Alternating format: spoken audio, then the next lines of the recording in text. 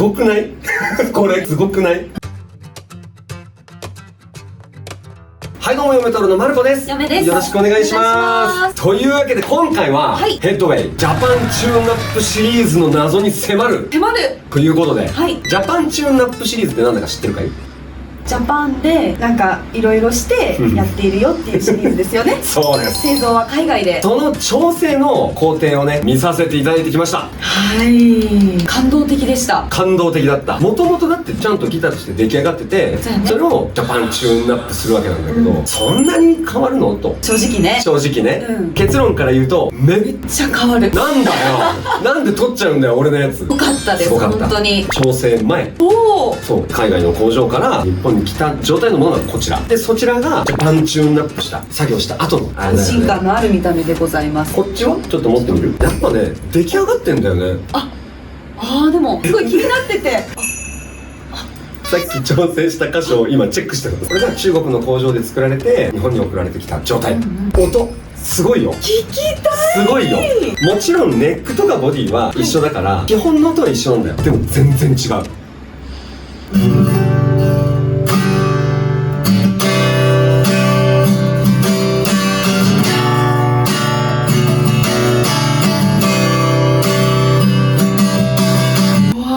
思ったより違うでしょ。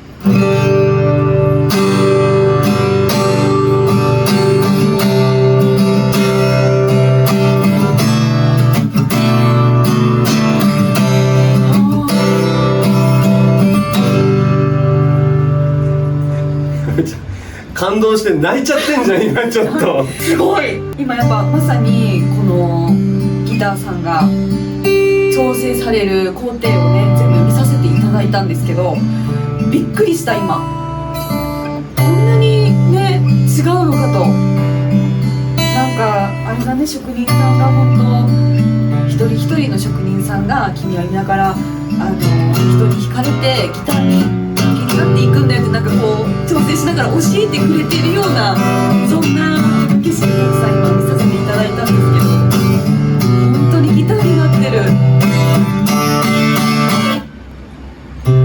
人の手に渡るって考えてくださりながら調節してくださってるんだなって思ったら、ちょっとなんか今また泣きそうになっちゃって。結構ジャリジャリしない？ほら、すごく今はねジャリジャリしてる。これをどうやってこのリッチな音に、このまろやかな音に変えていくのか、全工程見させていただいてきたので、皆様と一緒に見ていきたいなと思います。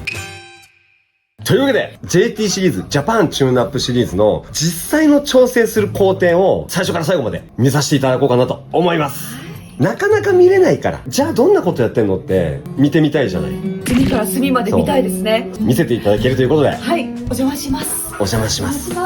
まずは外観チェックを行います。傷とかついてないかをちゃんと確認して、直せるものとか小傷とかねあったらそれをちゃんときれいにしてから次の工程に行きます。チューニングを合わせてネックの状態を見ます。一般的なレギュラーチューニングで合わせて、この弦が張られた状態で正常に調整する必要があるからね。まずはチューニングで、こうやってフレットの頂点から弦までの距離を計測します。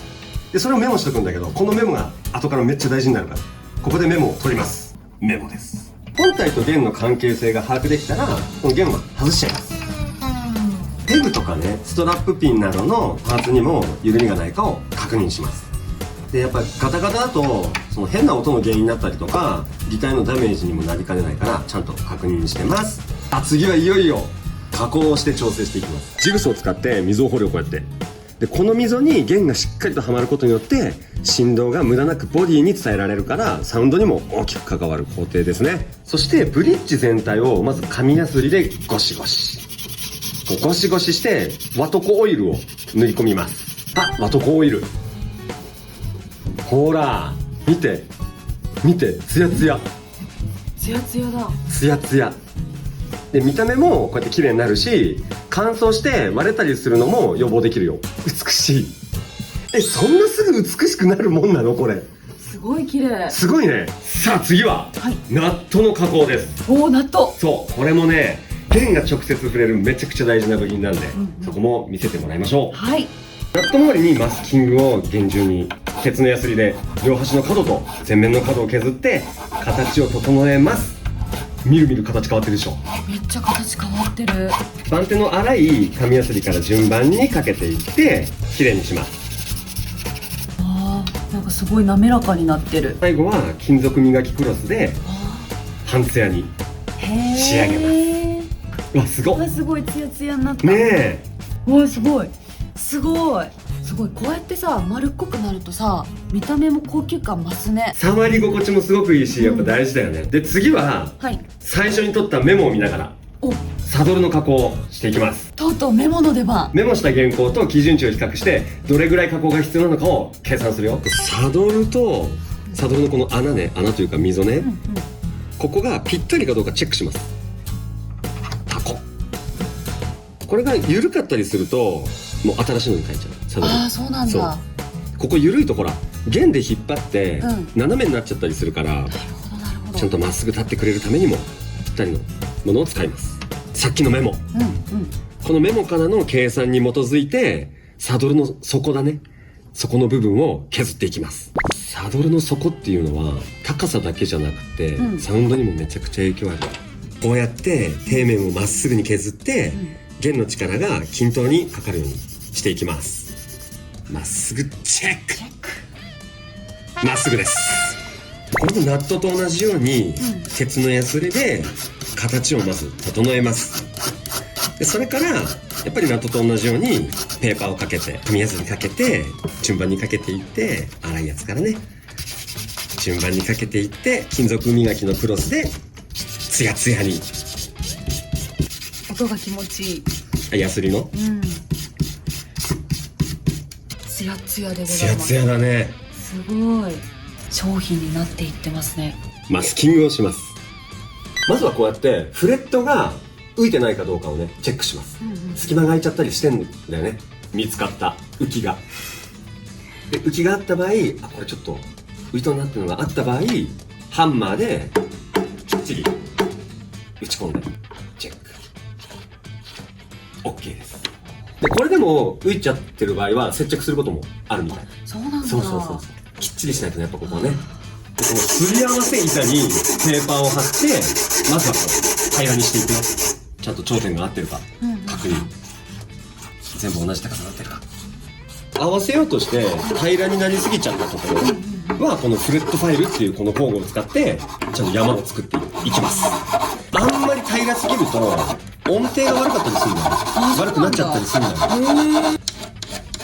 鉄やすりでねこうやってカードを丸めていくよ。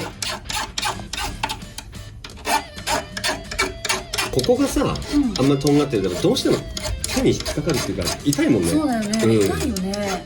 鉄のやすりの後はねこんな感じでペーパーをまたかけていきます。で最後にスチールウールでゴシゴシして、うわすげえ、うわなんか一気に変わってる。これすごいね、すごいピカピカピカピカだね。すごいな。うわーなんか知ってるね、知ってるフレットの感じになった。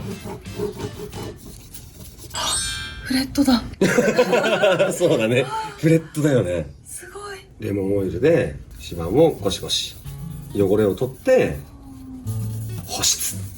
綺麗になった。ピッカピカ。綺麗だ。シリアルでございます。はい。これボディをまず綺麗にゴミとか取ってね、こうやって貼り付けます。しっかり貼り付いてますうわすごいな。ピンの穴をね調整してる。ちょっと高かったでしょ今、高さがこんな風にね穴を調整して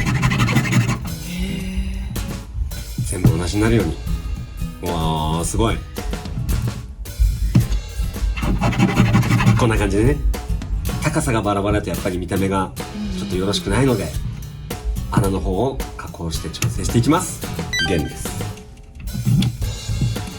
本当にとうとう楽器になるんだね。ね、ほんとね。はい、弦が張られました。はい。いよいよ最終調整って感じになってきたね。ナットの溝を加工していきます。この溝はその弦の太さにしっかり合わせて削ってないと良くない。個人的にめっちゃ気になること。そうなんだね。めっちゃ気になる。まあ押さえ心地とかさ、そういうのにももちろんそうだし、ほら開放弦とかって、要はこの弦とナットとブリッジだけでなってるわけじゃん。だからもう音にも全然影響してくるしね。確かにそうか。次にネックの調整です。はい。で、ヘッドウェイのギター、ヘッドウェイに限らずかな。リバイザーさんのギターは比較的ストレートに近い状態で出荷されているみたいです。やっぱ弾き心地がね、全然違うので、こうやってチェックします。出来上がってきてるよ。原稿を調整します。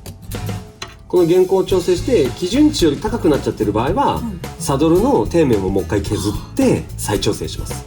今はどうでしたか？おー、素晴らしい。抑えやすい。どう？いつもの感じする？する。マイナー？うわー、すごい。いつもの音だ。いつもの夜桜ちゃんの音がします。すげー。すごい。ありがとうございます。1フレットずつ綺麗に音が出るか。綺麗にしてもらってそう旅立つんだね。そうよ。ピカピカの状態のギターをわあすごいなっていろんな人が手に取ってくださるわけじゃん。そう、なんか感動的だね。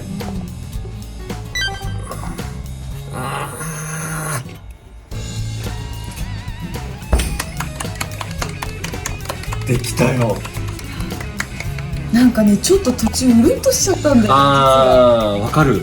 なんか待って、だから上で聞く。上でお話しします。一旦移動します。一旦移動します。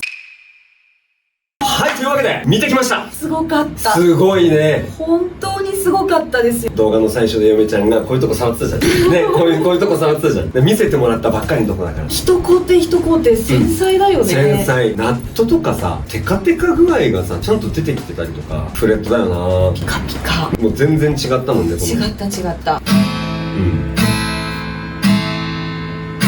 いくよ。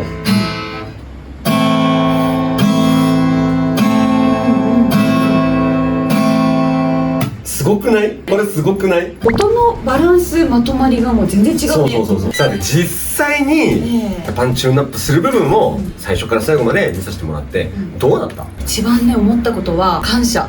なんとなしね、こうやって弾いてる時とかも調節をしてくださった方々のこの方たちがいて、この楽器があって私弾けるんだって、君、夜桜、神楽ホワイト、グラデーションを手に取ってくださった方々のもとにも旅立つことができるのはあの方たちのおかげなんだなと思ったら、もうなんか撮影中なのにちょっとうるっとしちゃって。そうだね。泣いてはいけないと思いながらこうやって泣いてたもんね、普通にね。撮影を忘れて見させていただいたんですけども、本当に感謝です。感謝しかないなと思って励まされてしまって、今日もう泣きそうじゃん今。なんだよ。技なのよね。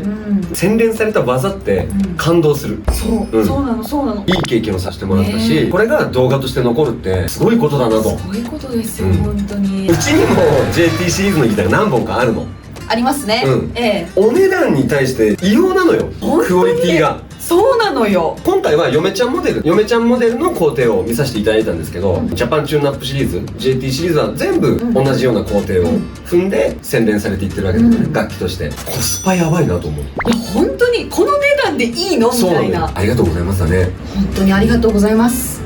いやー、というわけで皆様もね、お近くの楽器屋さんに絶対あると思う。大体どこの楽器屋さん行っても JT シリーズのギターってあると思うんで、気になった方はぜひとも手に取ってね、チェックしてみてください。もちろんこの嫁ちゃんモデルもね、お願いしますね。2色ございますので、今多分写真が出てます。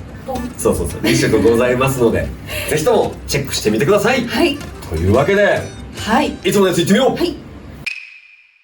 最後までご視聴ありがとうございます。この動画を気に入ってくださった方、 JT のギターやばいなって、音全然違うじゃんって思ってくださった方は動画の高評価、そしてチャンネル登録もよろしくお願いします。リバイザーさんの公式サイト、そしてインスタグラム、そして X もございますので、皆さんチェックしてください。たくさん素敵なギターの写真があります。よろしくお願いします。よろしくお願いします。というわけで、よかったらまた見てね。